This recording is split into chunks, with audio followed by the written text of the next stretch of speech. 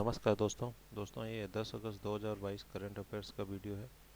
दोस्तों आप देख सकते हैं इसमें पहला क्वेश्चन है, हाल ही में लोकसभा में संविधान का कौन सा संशोधन बिल पेश किया गया है। तो यह 127वां संशोधन बिल पेश किया गया है दोस्तों। हाल ही में लोकसभा में संविधान का 127वां संशोधन बिल पेश किया गया है। इस संशोधन में इस संशोधन के लोकसभा और राज्यसभा में पास होने के बाद राज्य को ये अधिकार मिल जाएगा कि वो ओबीसी की लिस्ट में अपनी मर्जी से जातियों की लिस्टिंग कर सकें। अब लोकसभा के बाद राज्यसभा में बिल पास होने के बाद इसे राष्ट्रपति से मंजूरी मिलनी बाकी है। अगला प्रश्न है दोस्तों, छोटे और बड़े पर्दे के मशहूर कलाकार अनुपम श्याम का हाल ही में कितने वर्ष की उम्र में निधन हो गया है। तो 63 वर्ष की उम्र में निधन हो गया दोस्तों। छोटे और बड़े पर्दे के मशहूर कलाकार अनुपम श्याम का हाल ही में 63 वर्ष की उम्र में निधन हो गया है। वे पिछले साल से किडनी की बीमारी से जूझ रहे थे। अनुपम श्याम आईसीयू में थे और उन्हें वेंटिलेटर पर रखा गया था। उत्तर प्रदेश के प्रतापगढ़ के रहने वाले अनुपम श्याम ने अपने कैरियर की शुरुआत साल 1993 में की थी। अगला प्रश्न है दोस्तों, प्रधानमंत्री नरेंद्र मोदी वीडियो कॉन्फ्रेंसिंग के जरिए 10 अगस्त को किस राज्य में उज्ज्वला योजना 2.0 लॉन्च करेंगे। तो यह उत्तर प्रदेश में लॉन्च करेंगे दोस्तों।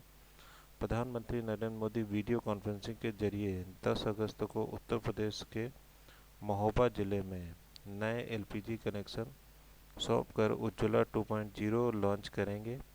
इस योजना के लाभार्थियों को बिना किसी डिपॉजिट फीस के एलपीजी कनेक्शन मिलेगा।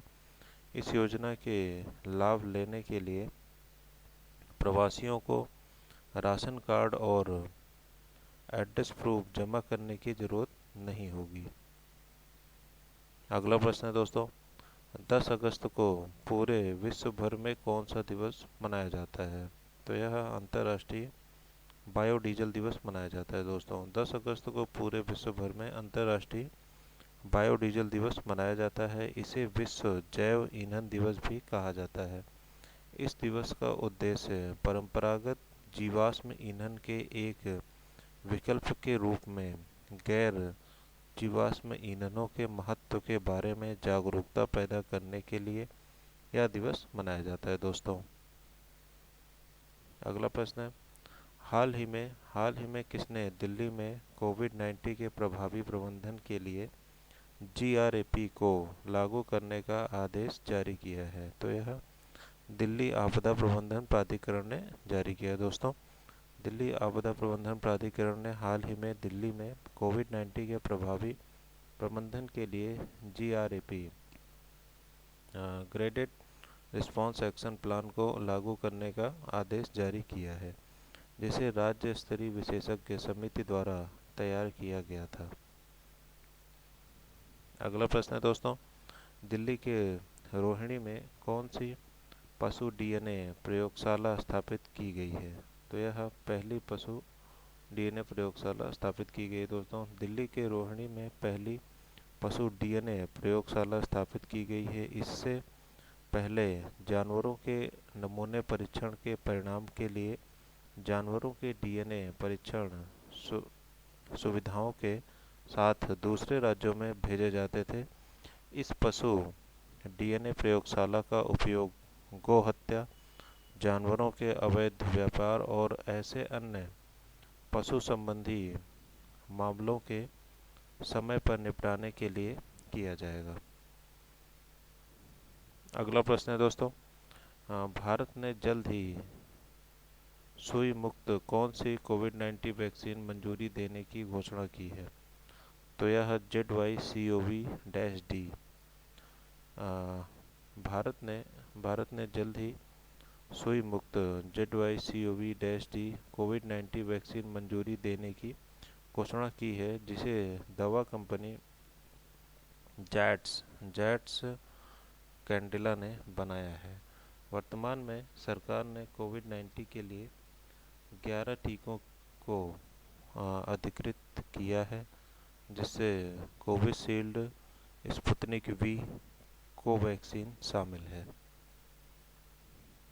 अगला प्रश्न है दोस्तों, सीमा सड़क संगठन ने भारत की आज़ादी के कितने वर्ष पूरे होने की उपलब्धि में आज़ादी का अमृत महोत्सव के अपने समारोह की शुरुआत की है?